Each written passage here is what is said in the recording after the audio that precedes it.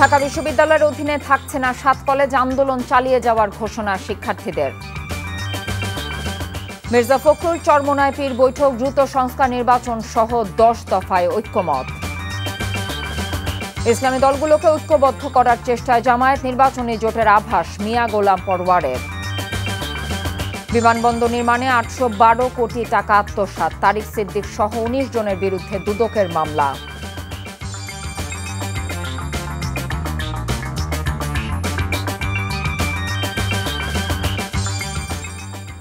আসসালামু আলাইকুম, কথা নাহিয়ান, স্বাগত জানাচ্ছি এনটিভির মধ্যরাতের খবরে। ক্রাউন সিমেন্ট শিরোনাম দেখছিলেন, এবার নিয়ে যাব পুরো খবরে।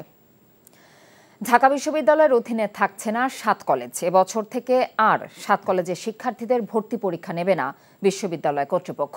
রোববার রাতের ঘটনা নিয়ে ৭ কলেজের অধ্যক্ষদের সঙ্গে ঢাকা বিশ্ববিদ্যালয় উপাচার্যের সোমবারের বৈঠক থেকে এমন সিদ্ধান্ত নেওয়া হয়। তবে ঢাকা বিশ্ববিদ্যালয়ের উপ উপাচার্য অধ্যাপক ডক্টর মামুন আহমেদের পদত্যাগ এবং নিউ মার্কেট থানার ওসির বদলি না হওয়া পর্যন্ত ক্লাস পরীক্ষা বর্জনের ঘোষণা দিয়েছে ৭ কলেজের শিক্ষার্থীরা।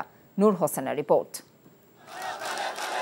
ঢাকা বিশ্ববিদ্যালয়ের উপ উপাচার্য অধ্যাপক ডক্টর মামুন আহমেদের সঙ্গে রোববার রাতে ৭ কলেজের শিক্ষার্থীদের অনাকাঙ্ক্ষিত ঘটনা এবং ধাওয়া পাল্টা ধাওয়ার বিষয়ে জানাতে পরদিন ঢাকা কলেজ প্রাঙ্গণে সংবাদ সম্মেলন করে ৭ কলেজের শিক্ষার্থীরা।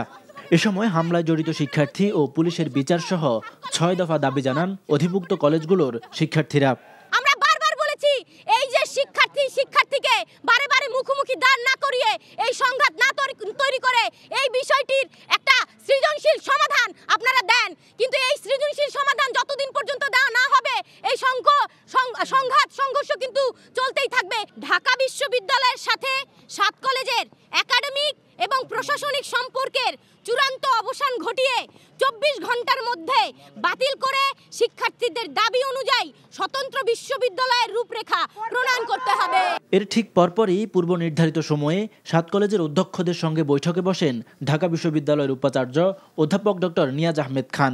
সভা শেষে সাংবাদিকদের তিনি জানান, এবছর থেকেই ৭ কলেজের অধিভুক্তি বাতিলের সিদ্ধান্ত নেওয়া হয়েছে। ঢাকা বিশ্ববিদ্যালয়ের সাথে অধিভুক্ত সরকারি ৭ কলেজের সম্মানজনক পৃথকীকরণের বিষয়ে সিদ্ধান্ত নেওয়া হয়েছে। এবছর থেকেই অর্থাৎ ২০২৪-২৫ শিক্ষাবর্ষ থেকেই ঢাকা বিশ্ববিদ্যালয়ের অধীনে আর ভর্তি না নেওয়ার ব্যাপারে সিদ্ধান্ত গ্রহণ করা হয়েছে। যেসব শিক্ষার্থী বর্তমানে ঢাকা বিশ্ববিদ্যালয়ের চলমান শিক্ষা কার্যক্রমের অধীনে রয়েছেন তাদের ক্ষেত্রে বিশ্ববিদ্যালয় প্রশাসন দায়িত্বশীল থাকবে যাতে তাদের শিক্ষাজীবন কোনোভাবেই ক্ষতিগ্রস্ত না হয়। অধিভুক্তি বাতিলের পর আবারও সংবাদ সম্মেলন করে ৭ কলেজের শিক্ষার্থীরা। ঢাকা বিশ্ববিদ্যালয়ের উপ উপাচার্য পদত্যাগ না করা পর্যন্ত ক্লাস পরীক্ষা বর্জনের ঘোষণা দেন তারা। এই হামলার সাথে যারা জড়িত, দায়িত্বরত থানার ওসি, এসি সহ এই হামলার সাথে যারা জড়িত আছে তাদেরকে আগামী ২৪ ঘন্টার মধ্যে প্রত্যাহার করে বিভাগীয় ব্যবস্থা নিতে হবে। অনতিবিলম্বে আগামী ২৪ ঘন্টার মধ্যে এই প্রভিসিকে তার পদ থেকে পদত্যাগ করতে হবে। এছাড়া এদিন অপ্রীতিকর পরিস্থিতি এড়াতে ঢাকা বিশ্ববিদ্যালয় এবং অধিভুক্ত ৭ কলেজের সব ধরনের ক্লাস পরীক্ষা বন্ধ রাখা হয়। এর আগে রোববার রাতে ঢাকা বিশ্ববিদ্যালয়ের উপ উপাচার্য অধ্যাপক ডক্টর মামুন আহমেদ ৭ কলেজের অর্ধশতাধিক শিক্ষার্থীকে অপমান করেছেন এমন অভিযোগ তুলে বিশ্ববিদ্যালয়ের উপাচার্যের বাসভবনের দিকে মিছিল নিয়ে যান ৭ কলেজের শিক্ষার্থীরা।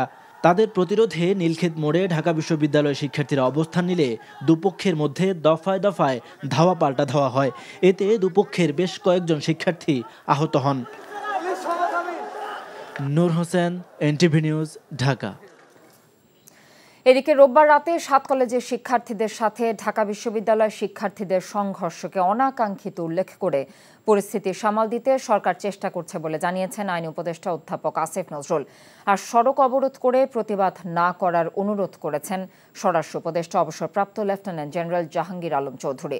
সোমবার দুপুরে সচিবালয়ে বৈঠক শেষে এসব কথা বলেন তারা। রিপোর্ট করছেন রুকনউদ্দিন। রোববার রাতে ঢাকা কলেজ সহ ৭ কলেজের শিক্ষার্থীদের একটি প্রতিনিধি দল সাক্ষাৎ করেন ঢাকা বিশ্ববিদ্যালয়ের উপ উপাচার্যের সাথে। সেখান থেকে বেরিয়ে সায়েন্স ল্যাবে সড়ক অবরোধ করেন তারা। এক পর্যায়ে সংঘর্ষে জড়িয়ে পড়েন ঢাকা বিশ্ববিদ্যালয় ও ৭ কলেজের শিক্ষার্থীরা। গভীর রাত পর্যন্ত চলে উত্তেজনা। এমন পরিস্থিতিতে সোমবার স্বরাষ্ট্র মন্ত্রণালয়ে বৈঠক করেন সরকারের ৩ উপদেষ্টা সহ আইন শৃঙ্খলা রক্ষাকারী বাহিনীর ঊর্ধ্বতন কর্মকর্তারা। এগুলি তো অনাকাঙ্ক্ষিত, এগুলি অ্যাভয়েড করার জন্য আমাদেরকে আরো বেশি উদ্যোগ নেওয়ার আমরা চেষ্টা করব। যা করলে এটা রিজলভ হবে সেটা করার চেষ্টা করব। আর সবাইকে ধৈর্য ধরার আহ্বান জানিয়ে সড়ক অবরোধ না করে আন্দোলন করার অনুরোধ জানান স্বরাষ্ট্র উপদেষ্টা। আলোচনার মাধ্যমে দ্রুতই সমাধান মিলবে বলেও আশাবাদ তার। আইন শৃঙ্খলা বাহিনীকে বলতে তারা ধৈর্যের ধারে সাথে জিনিসটা মোকাবেলা করার জন্য, এবং আমাদের ছাত্র ভাইদেরও আমরা অনুরোধ করব প্রত্যেকটা জিনিস একটু ধৈর্যের সাথে এবং আলোচনার মাধ্যমে যেন সমস্যাটা সমাধান হয়, ওই দিকে যেতে হবে। আর অনেক সময় আছে যদি কোনো কিছু হয় করতে হয়, তো রাস্তাটা ব্লক না করে যে জায়গায় ধরেন তাদের মাঠ আছে অথবা আমাদের সরোয়ার্দী উদ্যান আছে, এই সব জায়গায় এসে যদি প্রতিবাদটা করে সবচেয়ে ভালো। তা না হলে রাস্তাঘাটের এইটা বন্ধ করলে একটা যানজটের হয়, এটা কিন্তু জনগণ কিন্তু একটা দুর্ভোগের ভিতরে পড়ে। ছাত্ররা যেই সময় যেই কাজই করছে তারা কিন্তু পজিটিভটাই করে, তারা কিন্তু নেগেটিভ কোনো কাজ করে না। অনেক সময় আছে হয়তো একটা কাজ করতে গেলে ছোটোখাটো দিয়ে একটা ভুল হতে পারে। পরিস্থিতি সামাল দিতে রোববার রাতে স্বল্প পরিমাণে সাউন্ড গ্রেনেড ও টিয়ার শেল ব্যবহার করা হয়েছে, না হলে রক্তক্ষয়ী সংঘর্ষ হতে পারত বলে দাবি করেন ঢাকা মহানগর পুলিশ কমিশনার। নতুবা তো আপনার রক্তক্ষয়ী সংঘর্ষ হতো। রকনউদ্দিন, এনটিভি নিউজ, ঢাকা। জামায়াতে ইসলামের আমিরের সাক্ষাতের এক সপ্তাহের মধ্যে ইসলামী আন্দোলন বাংলাদেশের আমিরের সাথে বৈঠক করল বিএনপি। সোমবার এই বৈঠকে প্রয়োজনীয় সংস্কার শেষ করে দ্রুত সময়ের মধ্যে নির্বাচনের ব্যবস্থা, দ্রব্যমূল্যের ঊর্ধ্বগতিরোধ এবং আইন শৃঙ্খলা স্বাভাবিক করা সহ 10 দফা সিদ্ধান্তে ইসলামী আন্দোলন এবং বিএনপি একমত হয়েছে বলে জানিয়েছেন দল দুটির শীর্ষ নেতারা। বিস্তারিত দেখুন ইফতেখার রেজার রিপোর্টে। 21 জানুয়ারি বরিশালে গিয়ে ইসলামী আন্দোলনের আমির ও চরমোনাই পীর সৈয়দ রেজাউল করিমের সাথে বৈঠক করেন জামায়াতে ইসলামীর আমির ডাক্তার শফিকুর রহমান। তাদের সেই বৈঠক রাজনৈতিক অঙ্গনে কৌতূহলের জন্ম দেয়। জামায়াতে আমিরের বৈঠকের এক সপ্তাহের মধ্যে সোমবার দুপুরে পুরানা পল্টনে ইসলামী আন্দোলনের কার্যালয়ে দলের ভাইস চেয়ারম্যান বরকতুল্লাহ বুলুকে সঙ্গে নিয়ে আসেন বিএনপি মহাসচিব মির্জা ফখরুল ইসলাম আলমগীর। পরে দল দুটির শীর্ষ নেতৃবৃন্দের মধ্যে আলোচনা চলে প্রায় 2 ঘণ্টা। বৈঠক শেষে গণমাধ্যমে ব্রিফিং করেন বিএনপি মহাসচিব ও ইসলামী আন্দোলনের আমির। এ সময় মহাসচিব জানান, বিএনপি ও ফ্যাসিবাদ বিরোধী শক্তিগুলো এখন থেকে একে অপরের বিরুদ্ধে আঘাত করে কোনো কথা বলবে না।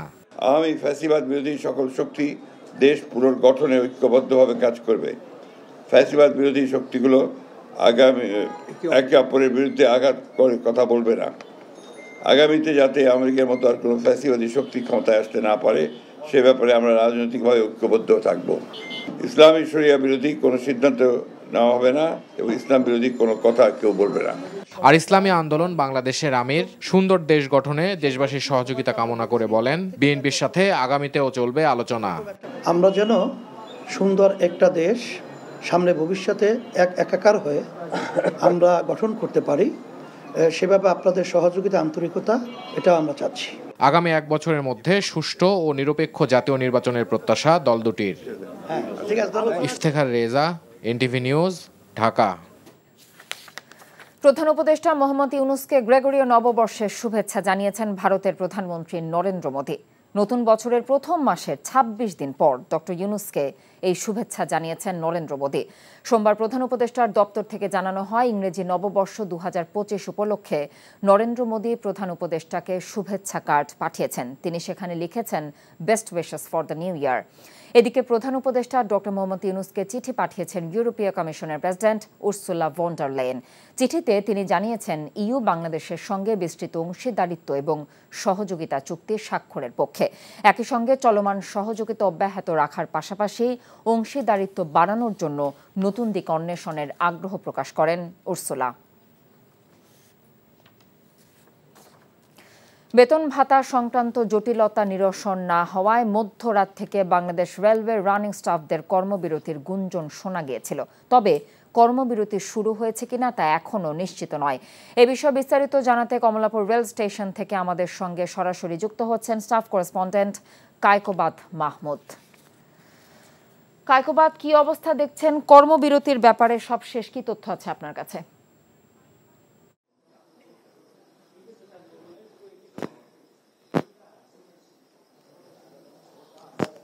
কথা এখানে হচ্ছে রানিং স্টাফরা যে বিষয়টি নিয়ে আন্দোলন ডাক দিয়েছিলেন সেটি যদি আমি বলি, সেটি হচ্ছে মূলত তাদের মূল বেতনের সঙ্গে রানিং অ্যালাউন্স যোগ করে যে 75% তার এর ভিত্তিতে কিন্তু তারা পেনশন সুবিধা দাবি করছেন। আর একই সাথে আরেকটি জিনিস বলছেন তারা আনুতোষিক সুবিধা।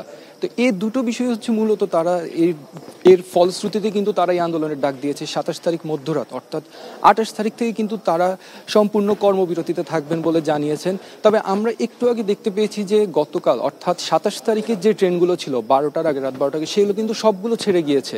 একটি ট্রেন দীর্ঘক্ষণ প্ল্যাটফর্মে দাঁড়িয়েছিল, সেটি ছিল পঞ্চগড় এক্সপ্রেস, কিন্তু সেটিও কিছুক্ষণ আগে এখান থেকে ছেড়ে গেল। তো আমরা রানিং স্টাফদের সাথে কথা বলেছি। রানিং স্টাফ বলতে যারা ট্রেনে থাকে অর্থাৎ লোকো মাস্টার, সহকারী লোকো মাস্টার, টিটি সহ যারা ট্রেনে দায়িত্ব পালন করেন তাদেরকে কিন্তু বোঝানো হয়। তারা যেটি আমাদের বলেছেন, তারা এখন পর্যন্ত তারা কর্মসূচিতে অচল আছেন। তারা বলছেন যে আগামীকাল সকাল থেকে কোনো ট্রেন চলবে না, কিন্তু 12টার আগে যে ট্রেনগুলো ছিল তারা সেগুলো ছেড়ে দিয়েছেন। তো এই জিনিসটি নিয়ে এখন পর্যন্ত অনিশ্চয়তার মধ্যে আছি, কারণ আমরা এখন পর্যন্ত নিশ্চিতভাবে তাদের যে মূল সমন্বয়ক বা সংশ্লিষ্ট কর্তৃপক্ষ তাদের কিন্তু কোনো বক্তব্য পাইনি। তারা কিন্তু এই ব্যাপারে নিশ্চিতভাবে আমাদের কিছু জানায়নি। তো পরবর্তীতে আমরা জানতে পারলে জানাবো। কথা কমলাপুর রেলওয়ে স্টেশন থেকে রেলওয়ে রানিং স্টাফদের কর্মবিরতির খবর জানছিলাম। বিএনপির সর্বোচ্চ নীতি নির্ধারণী ফোরাম দলের স্থায়ী কমিটির বৈঠক অনুষ্ঠিত হয়েছে। সোমবার রাতে গুলশানে দলটির চেয়ারপারসনের রাজনৈতিক কার্যালয়ে এই বৈঠক অনুষ্ঠিত হয়। বৈঠকে ভার্চুয়ালি যুক্ত হয়ে সভাপতিত্ব করেন বিএনপির ভারপ্রাপ্ত চেয়ারম্যান তারেক রহমান। দলের মহাসচিব মির্জা ফখরুল ইসলাম আলমগীর, দলের স্থায়ী কমিটির সদস্য ডক্টর খন্দকার মোশাররফ হোসেন সহ স্থায়ী কমিটির অন্যান্য সদস্যরা বৈঠকে অংশ নিয়েছেন। বৈঠকে দেশের চলমান রাজনৈতিক পরিস্থিতি, দলের পরিকল্পনা, আগামী নির্বাচন সহ বিভিন্ন বিষয়ে আলোচনা হয় বলে জানা গেছে।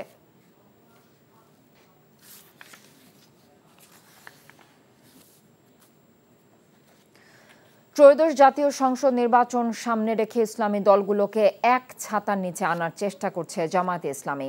এই ঐক্য নির্বাচনে জোট পর্যন্ত গড়াতে পারে বলে আভাস দিয়েছেন দলের সেক্রেটারি জেনারেল মিয়া গোলাম পরওয়ার। ইসলামী দলের নতুন জোট ভোটে জিতে সরকার গঠনে সক্ষম হবে বলে মনে করেন তিনি। ইমরুল হাসানের রিপোর্ট। 5ই আগস্ট রাজনৈতিক পালাবদলের পর তৎপরতা বেড়েছে ইসলামী দলগুলোর। আগামী জাতীয় সংসদ নির্বাচন সামনে রেখে নানাভাবে প্রস্তুতি নিচ্ছে সংগঠনগুলো। যার যার অবস্থান থেকে সাংগঠনিক কর্মকাণ্ড জোরদার করেছে তারা। নতুন প্রেক্ষাপটে ঐক্য গড়তে নিজেদের মধ্যে যোগাযোগও রাখছে। মূলত জামায়াতের পক্ষ থেকে প্রচেষ্টা চলছে একটি ইসলামী জোট গঠনের। সম্প্রতি ইসলামী আন্দোলনের আমির চরমনাই পীরের সাথে দেখা করেন জামায়াতে ইসলামীর আমির। বিভেদ ভুলে তাদের এই সাক্ষাৎ জোটের রাজনীতির নতুন মেরুকরণের ইঙ্গিত মিলছে। শুধু আমার পক্ষ থেকে বা আমাদের পক্ষ থেকে নয়, সকল ইসলামী দলই কিন্তু এ ব্যাপারে আন্তরিকভাবে তারা নিজ নিজ অবস্থান থেকে প্রচেষ্টা চালিয়ে যাচ্ছেন এবং দূরত্ব কমে আসছে। দ্বিমত এবং ভিন্নমত সহকারে আমরা এবার লক্ষ্য করছি যে ইসলামী দল, জোট এবং ব্যক্তিত্বের মধ্যে কিন্তু ওইসব ছোটোখাটো মতপার্থক্য তারা কমিয়ে এই দেশ, জাতি, স্বাধীনতা, সার্বভৌমত্ব, আমাদের নিরাপত্তা, মুসলিম উম্মার স্বার্থে তারা কিন্তু কিছু কমন ইস্যুতে একটা সমঝোতার দিকে এগিয়ে যাচ্ছেন। এ ব্যাপারে দলগুলো প্রয়োজনে নিজেদের স্বার্থ ত্যাগ করে যে না আমি ডমিনেট করব, আমি নেতা হব, আমি বড় হব, আমি সামনে যাব, আমার প্রাধান্য থাকবে, এই সংকীর্ণতা অথবা এই বাড়াবাড়ি দুটেই ত্যাগ করে সকলে উদার হচ্ছেন। ইসলামী দলের ঐক্য নির্বাচনী সমঝোতা ও জোটের দিকে গড়াতে পারে বলে আভাস দেন জামায়াতের সেক্রেটারি জেনারেল। বলেন নতুন জোট ভোটের মাঠে চ্যালেঞ্জ জানাতে প্রস্তুত। এটা ইসলামী দলগুলোর জন্য একটা বড় ধরনের আমি বলবো নতুন অভিযাত্রা। যদি মহান আল্লাহ তাআলা মেহেরবানি করেন, ইসলামী দলগুলোর মধ্যে চিন্তার এই ঐক্য এবং কৌশলগত ঐক্য প্রতিষ্ঠিত হয়, নির্বাচনে একটা সমঝোতা হয়, তাহলে আগামী জাতীয় নির্বাচনকে সামনে রেখে এটা হবে একটা নতুন মেরুকরণ, একটা নিউ পোলারাইজেশন। তাতে নির্বাচনের গতিধারা কিন্তু ভিন্ন দিকে প্রবাহিত হতে পারে। জোট হচ্ছে, অ্যালায়েন্স হচ্ছে, 2 দল, 5 দল, 10 দল, কার সাথে কি মিলছে, এই অনেক কিছু দেখার কিন্তু সামনে আছে। সেজন্য সবাই যার যার আদর্শের দাওয়াত দিয়ে যাচ্ছে। আমরা তো মনে করি যে জাতীয় ঐক্যবদ্ধ থাকলে জনগণ নিশ্চয়ই আমাদের পাশে এসে দাঁড়াবে। ইসলামী দলগুলোকে কাছে টানতে চাইছে বিএনপিও। চরমনাই পীরের সাথে জামায়াতের আমিরের সাক্ষাতের পরদিনই দলটি পুরনো জোটসঙ্গী খেলাফত মজলিসের সাথে বৈঠক করে। যারাই ফ্যাসিবাদের বিরুদ্ধে লড়াই করেছে, যারাই ফ্যাসিবাদের বিরুদ্ধে আন্দোলন করেছে একযোগে, তারা সবাই আমাদের আন্দোলনের যেমন সাথী ছিলেন, আগামী দিনগুলিতেও তারা আমাদের সাথে থাকবে। Imrul Ahsan, NTV news, Dhaka. হযরত শাহজালাল আন্তর্জাতিক বিমানবন্দর, সিলেট ওসমানী আন্তর্জাতিক বিমানবন্দর এবং কক্সবাজার আন্তর্জাতিক বিমানবন্দর নির্মাণ প্রকল্পে 812 কোটি টাকা আত্মসাতে শেখ হাসিনার সাবেক সামরিক উপদেষ্টা তারিক আহমেদ সিদ্দিকী এবং সাবেক সচিব মহিবুল হক সহ 19 জনের বিরুদ্ধে পৃথক 4টি মামলা করেছে দুর্নীতি দমন কমিশন। সোমবার দুদক কার্যালয়ে এক সংবাদ সম্মেলনে এই কথা জানানো হয়। সাদরিনা খন্দকারের রিপোর্ট। সাবেক প্রধানমন্ত্রী শেখ হাসিনার সামরিক উপদেষ্টা তারিক সিদ্দিকী ক্ষমতার অপব্যবহার এবং দুর্নীতি ও জালিয়াতের মাধ্যমে অঢেল সম্পদের মালিক বনে যাবার অভিযোগ রয়েছে। হযরত শাহজালাল আন্তর্জাতিক বিমানবন্দর সহ 3টি বিমানবন্দরে নির্মাণ প্রকল্পের যোগ্যতা না থাকা সত্ত্বেও অযোগ্য ঠিকাদার নিয়োগ, প্রকল্পের ব্যয় বৃদ্ধি সহ নানা অনিয়মের মাধ্যমে তারিক সিদ্দিকী সহ 19 জনের বিরুদ্ধে 4টি মামলা করেছে দুদক। অ্যারোনেস ইন্টারন্যাশনাল লিমিটেডের মাধ্যমে কাজ করে প্রায় 200 কোটি টাকা আত্মসাতের অভিযোগে জনাব তারিক আহমেদ সিদ্দিকী, সাবেক প্রধানমন্ত্রী সামরিক উপদেষ্টা জনাব মোহাম্মদ মহিবুল হক, সাবেক সিনিয়র সচিব বেসামরিক বিমান পরিবহন ও পর্যটন মন্ত্রণালয় সহ আজ একটি মামলা রুজু হয়েছে। দুদক মহাপরিচালক জানান, কিসের ভিত্তিতে ডক্টর জাফর ইকবাল গত জাতীয় নির্বাচনে ইভিএম মেশিনগুলোর মান নির্ধারণ করেছিলেন তা খতিয়ে দেখা হবে।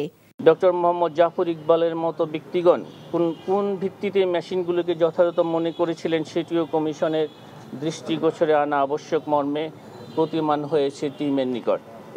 কোন প্রক্রিয়ায় সেই সময় এই মেশিনগুলোকে বিশেষজ্ঞ মতামত দিয়ে এটাকে যৌক্তিকতা প্রদর্শন করা হয়েছে সেই বিষয়টি অবশ্যই বিবেচনা করা হবে। সাদরিনা খন্দকার, এনটিভি নিউজ, ঢাকা। বৈষম্য বিরোধী ছাত্র আন্দোলনের আহ্বায়ক হাসনাত আব্দুল্লাহ বলেছেন, ফের আওয়ামী লীগের নির্বাচনে অংশগ্রহণ এবং তাদের রাজনীতি করার আলোচনা অনেক পরে, আগে খুনি হাসিনার বিচার নিশ্চিত করতে হবে। আওয়ামী লীগের কমিটির লিস্ট ধরে ধরে বিচার নিশ্চিত করতে হবে। যারা বাক স্বাধীনতা হরণ করে জুলুম করেছে তাদের বিচার করতে হবে। আওয়ামী লীগ ও ছাত্রলীগের পুনর্বাসন ঠেকাতে সবাইকে ঐক্যবদ্ধ থাকার আহ্বান জানিয়েছেন তিনি। সোমবার বিকেলে চুয়াডাঙ্গা শিল্পকলা একাডেমিতে জাতীয় নাগরিক কমিটির রাইজিং সভায় প্রধান অতিথির বক্তব্যে তিনি একথা বলেন। হাসনাত আব্দুল্লাহ বলেন, বিগত 3টি নির্বাচনে কেউ ভোট দিতে পারেননি। মিডনাইট ইলেকশনের রূপকার হিসেবে খুনি হাসিনার নাম সবসময় লিপিবদ্ধ থাকবে। তিনি গণতন্ত্রকে টুটি চেপে হত্যা করেছেন। আওয়ামী লীগ নির্বাচনে আসবে কি আসবে না, আওয়ামী লীগ পলিটিক্যালি ফাংশন করবে কি করবে না, এই আলাপ আলোচনা অনেক পরে। আগে খুনি হাসিনার বিচার নিশ্চিত করতে হবে। আওয়ামী লীগের কমিটির লিস্ট ধরে ধরে বিচার নিশ্চিত করতে হবে। যারা বাক স্বাধীনতা হরণ করেছে তাদের বিচার নিশ্চিত করতে হবে। তারা জুলুম কায়েম করেছে তাদের বিচার নিশ্চিত করতে হবে। বৈষম্য বিরোধী ছাত্র আন্দোলনে রাজধানীর যাত্রাবাড়ী এলাকায় হত্যার ঘটনায় দায়ের করা মামলায় ক্ষমতাচ্যুত প্রধানমন্ত্রী শেখ হাসিনার বেসরকারি শিল্প বিনিয়োগ বিষয়ক উপদেষ্টা সালমান এফ রহমানের 3 দিনের রিমান্ড মঞ্জুর করেছে আদালত। সোমবার সকালে ঢাকা মহানগর হাকিমের আদালতে হাজির করা হয় বিতর্কিত ব্যবসায়ী সালমান এফ রহমানকে। এ সময় যাত্রাবাড়ী থানা এলাকার একটি হত্যা মামলায় তাকে জিজ্ঞাসাবাদের জন্য 7 দিনের রিমান্ড চান মামলার তদন্ত কর্মকর্তা। আর সালমান এফ রহমানের জামিন চান তার আইনজীবীরা। রাষ্ট্রপক্ষ আসামি পক্ষের শুনানি শেষে 3 দিনের রিমান্ড মঞ্জুর করে আদালত। এছাড়া রাজধানীর বিভিন্ন থানার মামলায় সাবেক আইনমন্ত্রী আনিসুল হক, পুলিশের সাবেক আইজি চৌধুরী আব্দুল্লাল মামুন, সাবেক তথ্য প্রযুক্তি প্রতিমন্ত্রী জুনায়েদ আহমেদ পলক, ওয়ার্কার্স পার্টির সভাপতি রাশেদ খান মেনন, জাসদ সভাপতি হাসানুল হক ইনুকে গ্রেফতার দেখিয়ে আদালতে হাজির করা হয়। আদালতে হাজির করা হয় সাংবাদিক দম্পতি শাকিল আহমেদ ও ফারজানা রূপা এবং দেশ টিভির ব্যবস্থাপনা পরিচালক আরিফ হাসানকেও। জামায়াতে ইসলামের সেক্রেটারি জেনারেল অধ্যাপক মিয়া গোলাম পরওয়ার বলেছেন, সংখ্যানুপাতিক পদ্ধতিতে আগামী জাতীয় নির্বাচন চায় জামায়াত।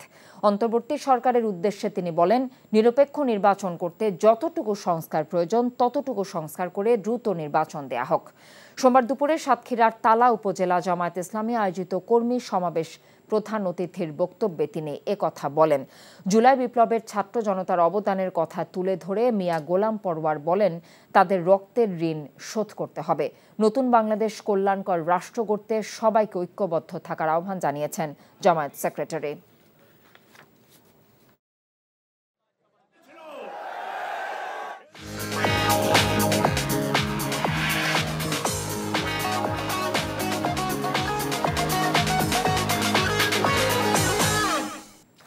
এবারে নগদ নিবেদিত অর্থনীতির খবর। বিদ্যুৎ এবং গ্যাস সংকটের পাশাপাশি ব্যাংকিং সেক্টর ও বন্দর ব্যবস্থাপনায় কিছু চ্যালেঞ্জ থাকলেও এসব কাটিয়ে শীঘ্রই বাংলাদেশে বিদেশি বিনিয়োগ বাড়বে বলে আশা প্রকাশ করেছেন বাংলাদেশ রপ্তানি প্রক্রিয়াকরণ এলাকা কর্তৃপক্ষের নির্বাহী chairman major general Abul Kalam Mohammad Ziaur Rahman. সোমবার সকালে রাজধানীর ধানমন্ডিতে ব্যবসা কার্যালয়ে মিট দ্য প্রেস অনুষ্ঠানে তিনি এসব কথা বলেন। সংস্থাটির নির্বাহী চেয়ারম্যান বলেন, জুলাই আন্দোলন ও বৈশ্বিক সংকটের কারণে দেশে প্রত্যক্ষ বৈদেশিক বিনিয়োগ কিছুটা কমেছে, তবে এ সময় রপ্তানি বৃদ্ধি পেয়েছে বলে জানিয়েছেন তিনি। একই সঙ্গে বিদেশি বিনিয়োগকারীদের আকৃষ্ট করতে ব্যবসার পক্ষ থেকে সব ধরনের উদ্যোগ গ্রহণ করা হয়েছে বলেও জানিয়েছেন সংস্থাটির নির্বাহী চেয়ারম্যান। ব্যবসার অধীনে দেশের বিভিন্ন এলাকায় এখন পর্যন্ত 8টি ইপিজেড ও একটি অর্থনৈতিক অঞ্চল পরিচালিত হচ্ছে। আরও 2টি ইপিজেড বাস্তবায়নের এর কাজ চলমান রয়েছে বলে সংবাদ সম্মেলনে জানানো হয়। কুমিল্লা 14গ্রাম উপজেলার কৃতি সন্তান সৌদি প্রবাসী মোহাম্মদ ফারুক খান তাজুল ইসলাম রিপন বাবুল মিয়াকে সংবর্ধনা দিয়েছে সৌদি আরব তাবুক প্রাদেশিক জাতীয়তাবাদী শ্রমিক দল। সৌদি আরব তাবুক প্রতিনিধি ইসমাইল খান টিটু জানিয়েছেন, মোহাম্মদ ফারুক খান 14গ্রাম উপজেলার শ্রমিক দলের কার্যকরী সভাপতি। তাজুল ইসলাম রিপন আন্তর্জাতিক বিষয়ক সম্পাদক। মোহাম্মদ বাবুল মিয়া সদস্য নির্বাচিত হওয়ায় এই সংবর্ধনা দেয়া হয়। সংবর্ধনা অনুষ্ঠানে প্রধান অতিথি ছিলেন তাবুক বিএনপির সভাপতি আলহাজ আব্দুল জলিল মৃধা। প্রধান আলোচক ছিলেন তাবুক বিএনপির সাধারণ সম্পাদক জাহাঙ্গীর আলম পাটোয়ারি। সংবর্ধনা অনুষ্ঠানে সভাপতিত্ব করেন তাবুক প্রাদেশিক শ্রমিক দলের সভাপতি মোহাম্মদ সাজু মিয়া। শ্রমিক দলের সিনিয়র সহ সভাপতি সারওয়ার আলমের সঞ্চালনায় বিশেষ অতিথি ছিলেন আমির হামজা, একেএম আনোয়ার, জাবেদ মৃধা, জাহাঙ্গীর হোসেন, সিরাজুল ইসলাম, আব্দুল আজিজ, জলিল পাটোয়ারি, মিজানুর রহমান, মিনাল সরকার, আলমগীর ভুইয়া, আবু বক্কর মুন্সি, ইদ্রিস আলী সহ উপস্থিত ছিলেন তাবুক বিএনপি ও সহযোগী সংগঠনের 3 শতাধিক নেতৃবৃন্দ। আলোচনা সভা শেষে বিএনপি চেয়ারপারসন বেগম খালেদা জিয়ার রোগ মুক্তি কামনা, কুমিল্লা দক্ষিণ জেলার সাবেক যুগ্ম আহ্বায়ক 14গ্রাম উপজেলা বিএনপির সভাপতি কামরুল হুদার দীর্ঘায়ু কামনা করে বিশেষ দোয়া মোনাজাত অনুষ্ঠিত হয়। বিএনপি চেয়ারপারসন খালেদা জিয়ার কনিষ্ঠ পুত্র আরাফাত রহমান কোকোর 10ম মৃত্যুবার্ষিকী উপলক্ষে মালয়েশিয়ায় আলোচনা সভা এবং দোয়া মাহফিল অনুষ্ঠিত হয়েছে। মালয়েশিয়া থেকে NTV staff correspondent Kaiser Hamid Hannan জানিয়েছেন, রাজধানী কুয়ালালামপুরের মসজিদ আল বুখারিতে মালয়েশিয়া বিএনপি ও সহযোগী সংগঠনগুলোর উদ্যোগে সংক্ষিপ্ত আলোচনা, কুরআন তেলাওয়াত, সূরা ইয়াসিন পাঠ শেষে মিলাদ ও দোয়া মাহফিল অনুষ্ঠিত হয়। দোয়া মাহফিলের আলোচনা সভার সভাপতিত্ব করেন মালয়েশিয়া বিএনপির সহ সভাপতি এবং প্রতিষ্ঠাতা সাধারণ সম্পাদক তালহা মাহমুদ। প্রধান অতিথি ছিলেন মালয়েশিয়া বিএনপির সিনিয়র সহ সভাপতি মাহবুব আলম শাহ।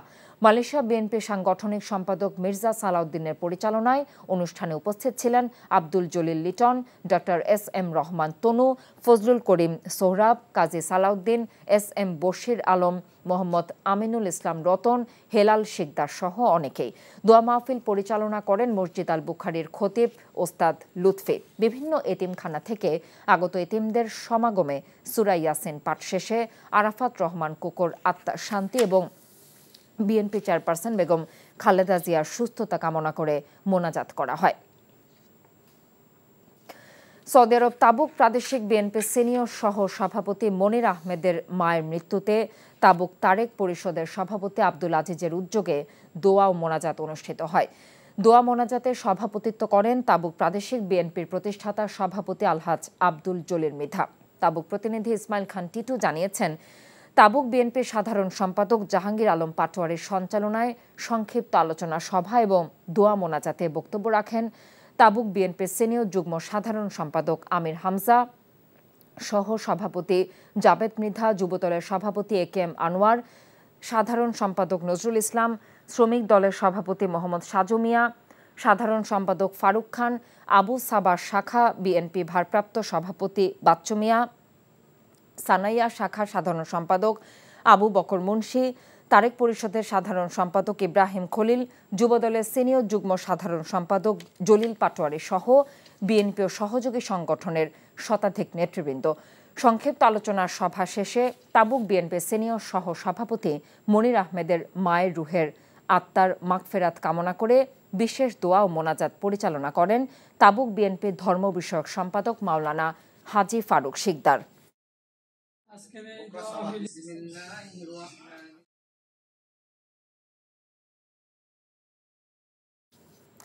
মালয়েশিয়ার জাকের পার্টির উদ্যোগে মিলাদ মাহফিল আলোচনা সভা অনুষ্ঠিত হয়েছে। মালয়েশিয়া থেকে NTV staff correspondent Kaiser Hamid Hannan জানিয়েছেন, মঙ্গলবার মালয়েশিয়ার পেনাং রাজ্যের স্থানীয় একটি হোটেলে এই সভা অনুষ্ঠিত হয়। আবুল বাশার সোহাগের সভাপতিত্বে ও কাজী ফয়সাল আহমেদের সঞ্চালনায় প্রধান অতিথি হিসেবে উপস্থিত ছিলেন জাকের পার্টির চেয়ারম্যান মোস্তফা আমির ফয়সাল সাহেব। বিশেষ অতিথি হিসেবে উপস্থিত ফরিদপুর জেলা জাকের পার্টির সভাপতি মোহাম্মদ আব্দুর রাজ্জাক। আরও উপস্থিত ছিলেন মালয়েশিয়া জাকের পার্টির আনিস মিয়া, জহিরুল জিন্নাত, আবুল খায়ের, জাহাঙ্গীর হোসেন প্রমুখ। অনুষ্ঠানে প্রধান অতিথি ও বিশেষ অতিথি মানব কল্যাণে সত্য ইসলামের গুরুত্ব এবং প্রবাসী বাংলাদেশিদের অর্থনৈতিক ভিত্তি মজবুত করার লক্ষ্যে এবং 22 বিশ্ব জাকের মঞ্জিলে ইসলামী মহাসম্মেলন 2025-এ যোগদানের জন্য সকলকে আহ্বান জানিয়েছেন। ঢাকা বিশ্ববিদ্যালয়ের অধীনে থাকছে না 7 কলেজ, আন্দোলন চালিয়ে যাওয়ার ঘোষণা শিক্ষার্থীদের। মির্জা ফখরুল চরমোনাই পীর বৈঠক, দ্রুত সংস্কার নির্বাচন সহ 10 দফায় ঐক্যমত। ইসলামী দলগুলোকে ঐক্যবদ্ধ করার চেষ্টায় জামায়াত, নির্বাচনী জোটের আভাস মিয়া গোলাম পরওয়ারের। বিমানবন্দর নির্মাণে 812 কোটি টাকা আত্মসাৎ, তারিক সিদ্দিক সহ 19 জনের বিরুদ্ধে দুদকের মামলা। এই ছিল এনটিভির মধ্যরাতের খবরে। এই খবরের ভিডিও সহ আপডেট জানতে ভিজিট করুন এনটিভি অনলাইন www.ntvbd.com। এছাড়াও এনটিভির জনপ্রিয় সব অনুষ্ঠান এবং খবরের আপডেট জানতে ভিজিট করুন আমাদের ইউটিউব এবং ভেরিফাইড ফেসবুক পেজ। সকাল 7:30টায় সকালের খবর দেখার আমন্ত্রণ রইল। এতক্ষণ সাথে থাকার জন্য ধন্যবাদ সবাইকে।